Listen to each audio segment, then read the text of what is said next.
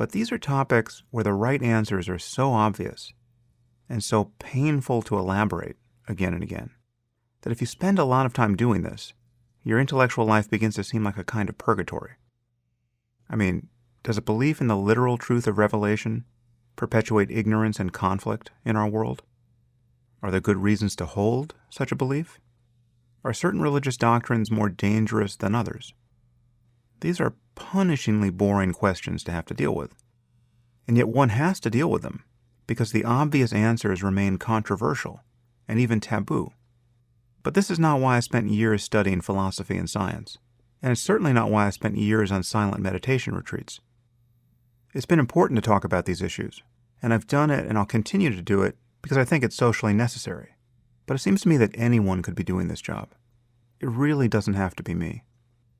In producing the Waking Up course, I'm attempting to do something that I'm especially qualified to do.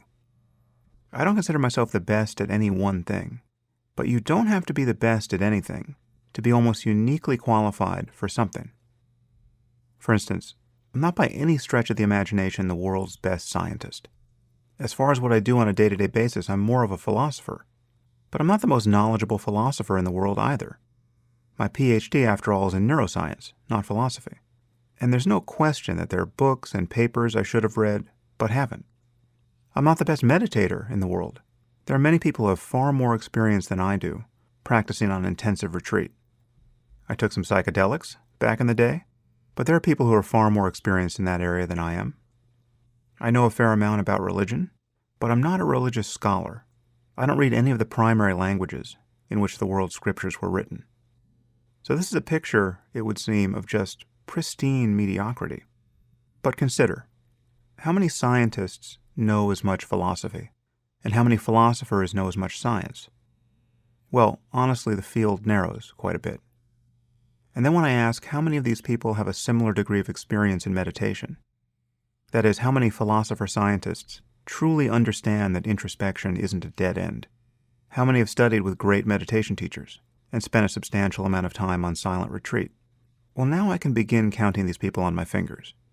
Similarly, when I ask how many people with real experience in meditation, who can notice, for instance, that the sense of self is an illusion, and can speak about this honestly, not as a matter of theory, but as a fact to be observed in the present moment, how many of these people understand enough science and philosophy to be appropriately skeptical of religion?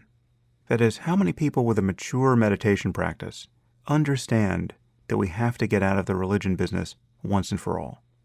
This number is truly tiny. Now, I realize this might sound strangely self-deprecating and grandiose at the same time. Needless to say, I don't mean to be either. I think it's just simply a fact that given my background and interests, and given the kinds of questions that have fascinated me for decades, and given the fairly unique opportunities I've had to pursue those questions, I'm not sure who else could produce this course. And that, as I said, is not true of most of the work I've been doing. So I'm very happy to be working on this. It's a relief, frankly.